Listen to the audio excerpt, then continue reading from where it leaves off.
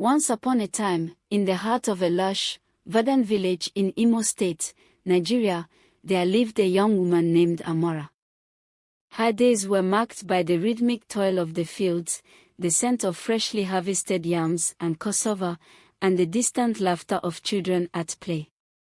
Yet, beneath the veneer of this pastoral scene, a deep sorrow and sense of resignation clouded Amara's existence. Amara had been born to a loving but impoverished family, her father a hardworking farmer and her mother a skilled weaver. Though their means were modest, the family had found joy and fulfillment in the simple pleasures of their close-knit community. Amara, with her warm smile and inquisitive spirit, had been the light of their lives, a beacon of hope in their humble abode.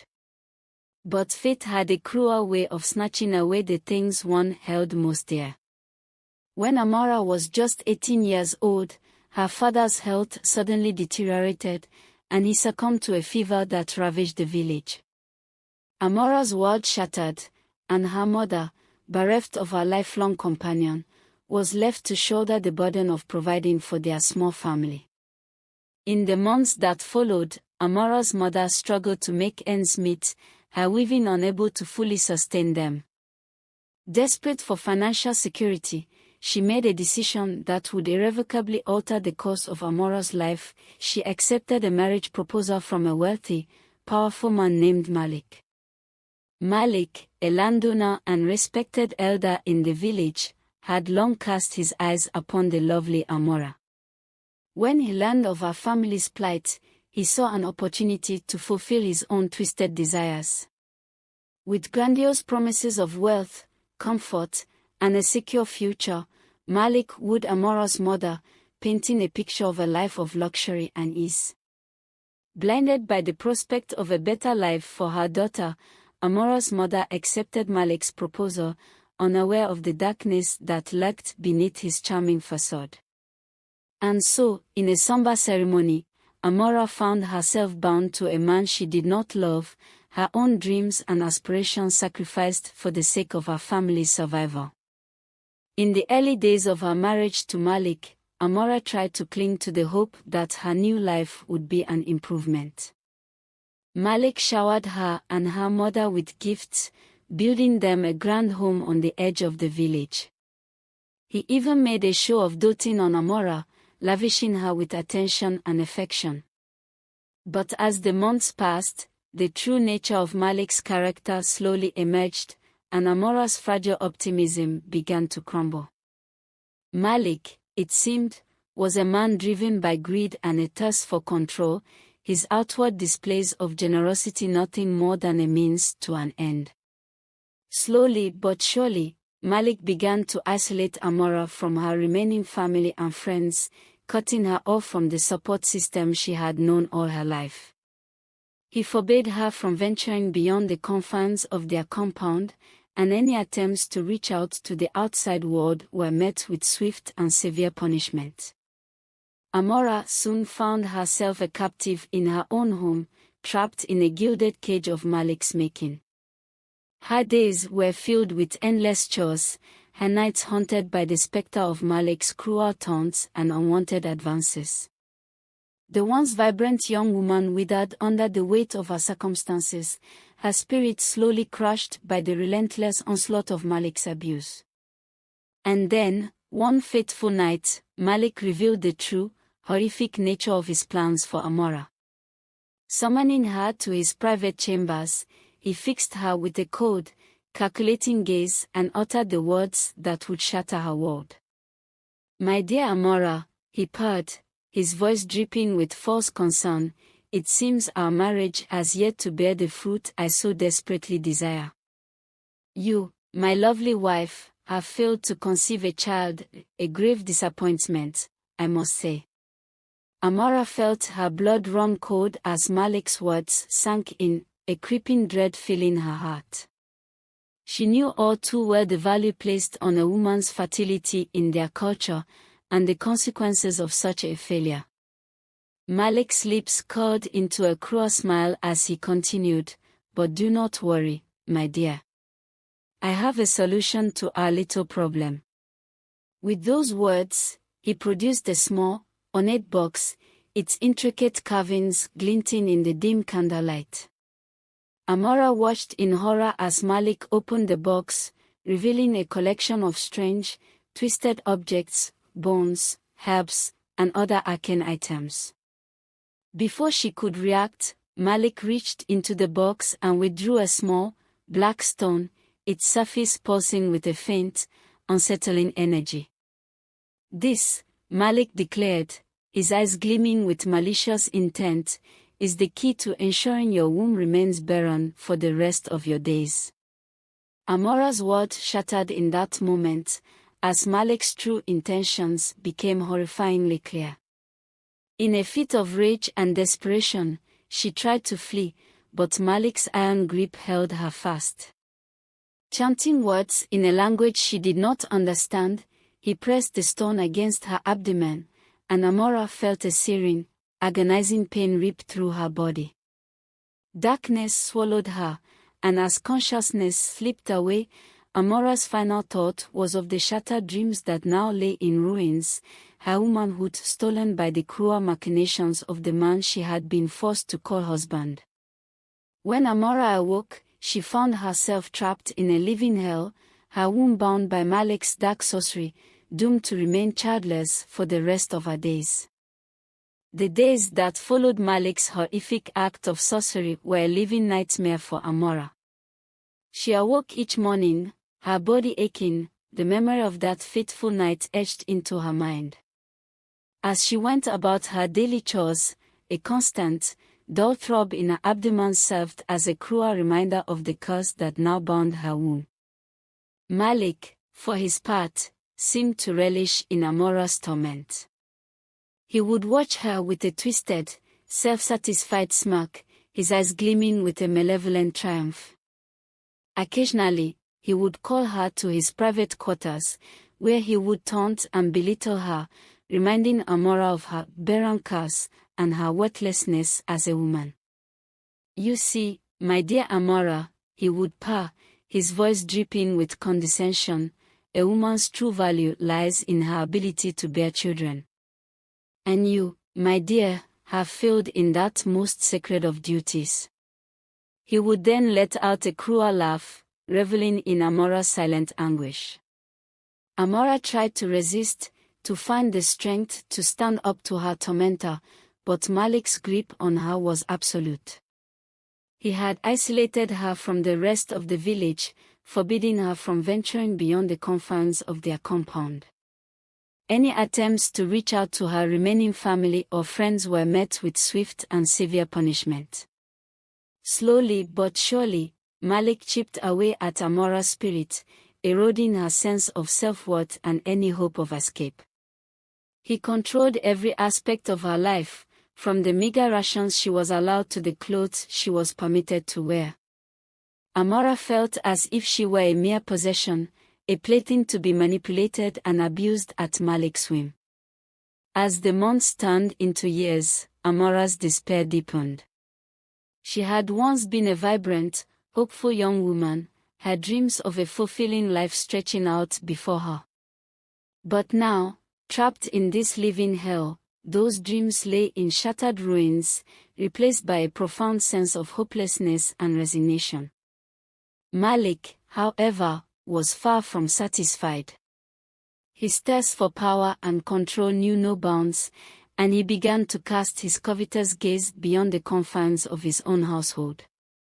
The village elders, sensing his growing ambition, grew wary of the wealthy landowner, but Malik's influence and wealth made them hesitant to challenge him directly. One day, as Amara toiled in the small garden behind their compound, Malik summoned her to his private study. The expression on his face was one of calculated calculation, and Amara felt a chill run down her spine as she approached him.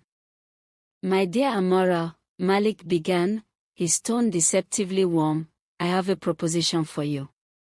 He paused, his gaze fixed on her, and Amara felt her heart begin to race. "As you know, I am a respected elder in this village, a man of means and influence. But I have long felt that my rightful place is not here, among these simple-minded peasants. He scoffed, his lip curling in disdain. No, my ambitions stretch far beyond the confines of this rural backwater. Amara listened, her dread growing with every word. She knew Malik well enough to understand that his propositions were rarely benign. And that is where you come in, my dear, Malik continued, his eyes gleaming with a dangerous intensity. You see, I have been carefully cultivating relationships with powerful individuals in the capital city, men who share my vision for the future. And they have expressed a keen interest in acquiring a young, fertile wife, one who can bear them strong, healthy heirs. Amara felt the blood drain from her face as the implication of his words sank in. No, she whispered, her voice trembling. You can't mean. Malik's lips curled into a cruel smile. Oh, but I do, my dear Amara. You are to be the centerpiece of my grand plan, a bargaining chip, if you will, to secure the support and patronage of these influential men. He reached across the desk, his fingers brushing against Amara's cheek in a mockery of tenderness. You should feel honored, my dear. Not many women are afforded such an opportunity to serve the greater good. With your beauty and your womb, you will help me rise to heights you can scarcely imagine. Amara recoiled from his touch, her eyes brimming with tears of utter despair. But what of my own dreams, my own desires, she pleaded, her voice barely above a whisper. Have you no regard for my humanity? Malik's expression darkened, and he withdrew his hand, his features twisting into a mask of cold indifference. Your dreams, Ispat. Your desires. My dear Amara, you forfeited any claim to such luxuries the moment you became my wife. From now on, your sole purpose is to serve my ambitions, to be the vessel through which I secure my rightful place in the world. He leaned back in his chair, his gaze boring into Amara's very soul. And should you dare to defy me, well, let us just say that the curse I have placed upon your womb is but a mere taste of the suffering I am capable of inflicting. Amara felt her knees buckle, the weight of Malik's words crushing her spirit. She had always known that her life had been irrevocably altered the moment she had been forced to marry this cruel, manipulative man. But now, the reality of her situation had become even more horrific. She was to be traded like a commodity, her very womanhood and autonomy stripped away in the pursuit of Malik's ambitions. As she stumbled back to her quarters, Amara's mind raced, desperately searching for a way to escape this living nightmare. But Malik's grip on her was unyielding, and the thought of defying him only filled her with a paralyzing fear. Collapsing onto her bed, Amara wept bitterly, her heart shattering with the realization that she had become a prisoner in her own life, a pawn in Malik's sinister scheme. The years that followed Malik's sinister acts stretched on like an endless, agonizing eternity for Amara. Each morning she awoke, the dull, persistent throb in her abdomen a cruel reminder of the curse that now bound her womb. Gone were the carefree days of her youth, replaced by a living nightmare from which there seemed no escape. Malik's grip on her life had become all-encompassing, his tyrannical control seeping into every facet of her existence. He had isolated her completely, forbidding her from venturing beyond the confines of their compound, cutting her off from the support and comfort of her remaining family and friends. Day after day, Amara toiled under Malik's watchful gaze, her hands calloused and aching from the endless chores he demanded of her. She cleaned, she cooked, she tended the small garden, all the while, Malik's cold, calculating eyes followed her every move, as if daring her to make even the slightest misstep. And whenever Amara faltered, whenever the weight of her circumstances threatened to overwhelm her, Malik would summon her to his private quarters, his lips curling into a cruel smile as he savored her anguish. "My dear Amara," he would purr, his voice dripping with false concern, "you seem troubled. Tell me, what weighs so heavily upon your mind?" Amara would remain silent, her gaze fixed on the floor, unwilling to give Malik the satisfaction of seeing her brokenness. But he would not be deterred, pressing on with his taunts and jeers, his words cutting deeper with each passing day. "Oh, I see. You pine for the life you once had, don't you? The freedom, the laughter, the promise of a future filled with joy and fulfillment." He would let out a derisive chuckle, shaking his head in mock pity. "How foolish of you to cling to such childish dreams. Surely by now, you must realize that your worth lies not in those fleeting pleasures, but in your ability to serve a higher purpose." Amara would flinch at his words, her heart sinking with the realization that Malik had stripped away even the most fundamental aspects of her humanity. She was no longer a person in his eyes, but a means to an end, a vessel to be used and discarded as he saw fit. And then, with a sickening sense of dread, Amara would recall the fate that Malik had in store for her, to be sold off like a prized possession, her womb to be exploited for the sake of his ambitions. The thought of being forced to bear children for strangers, her own dreams and desires forever out of reach, filled her with a crushing sense of despair. In the darkest moments, Amara would curl up on her bed, her body racked with silent sobs, as she struggled to reconcile the life she had once known with the living hell that had become her reality. She yearned for the carefree days of her youth, the gentle embrace of her parents, the laughter and warmth of her community. But those memories now felt like distant, fading echoes, drowned out by the relentless torment of her present circumstances. Slowly, Amara's spirit began to wither, the light in her eyes dimming with each passing day. The vibrant, hopeful young woman she had once been gave way to a shadow of her former self, a hollow, broken shell, her essence slowly eroded by the unrelenting cruelty of Malik's abuse. Yet, even in the depths of her despair, a glimmer of resilience still flickered within Amara. She refused to surrender completely, clinging to the faint hope that somehow, some way, she might find a path to freedom. It was a fragile, tenuous thread, but it was all that kept her from succumbing to the darkness that threatened to consume her.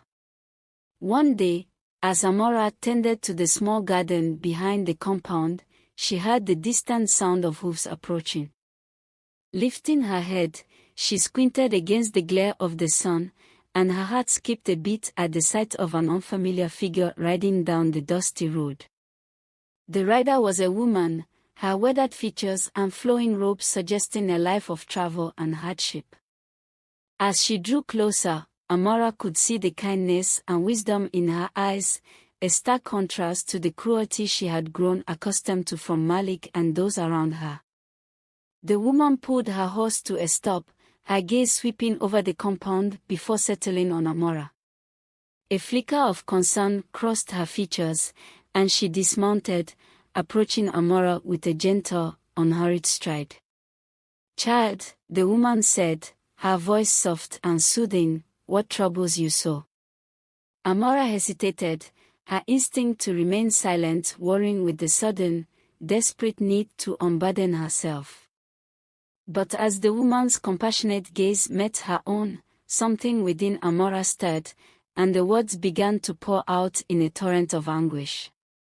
She spoke of the tragic loss of her father, the forced marriage to Malik, and the horrific curse that had been placed upon her womb.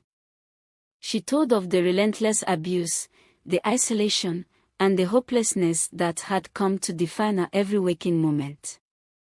And as the story unfolded, the woman's expression grew increasingly grave, her brow furrowing with a mixture of sorrow and righteous indignation. When Amara had finished, the woman reached out and grasped her hands, her callous fingers wrapping around Amara's in a gesture of solidarity and understanding. "My child," she said, her voice laced with a profound empathy, "your suffering is indeed great, and the cruelty you have endured is unforgivable. But know this, you are not alone, and your spirit has not been extinguished, no matter how deeply it has been wounded." Amara felt a surge of hope at the woman's words, her heart yearning to believe that there could be a path forward, a way to reclaim the life that had been stolen from her. "Tell me," the woman continued, her gaze unwavering, "do you have the strength to fight? To stand against the darkness that has enveloped you and reclaim your rightful place in this world?" Amara hesitated, the weight of the woman's question pressing down upon her. The fear of Malik's wrath, the memory of his twisted, triumphant smile, still loomed large in her mind. But then, as she looked into the woman's eyes, she saw a glimmer of something she had not felt in years, a spark of defiance, a determination to not simply accept her fate, but to rise above it. With a newfound resolve, Amara straightened her shoulders and met the woman's gaze, her voice steady and sure. "Yes," she said, her words ringing with conviction. "Yes, I have the strength to fight. I will not be broken, not by Malik or anyone else. I will find a way to break this curse and reclaim my freedom, no matter the cost." The woman's lips curved into a gentle smile, and she squeezed Amara's hands reassuringly. "Then let us begin," she said, her voice filled with a quiet urgency. "Time is of the essence, and the path ahead will not be easy. But I believe in you, child, and I will walk beside you every step of the way." As the woman turned and led her horse back towards the road, Amara felt a surge of hope and determination coursing through her veins. For the first time in years, she dared to envision a future beyond the confines of Malik's cruel grasp, a future where she could reclaim her stolen womanhood and the dreams that had once seemed so within her reach. With renewed resolve, Amara followed the mysterious woman, her steps quickening with each passing moment. The road ahead was uncertain, fraught with peril and the looming shadow of Malik's wrath. But in that moment, Amara knew that she was no longer alone in her fight for freedom, and that knowledge ignited a fire within her, burning brighter with each step she took towards a chance at redemption.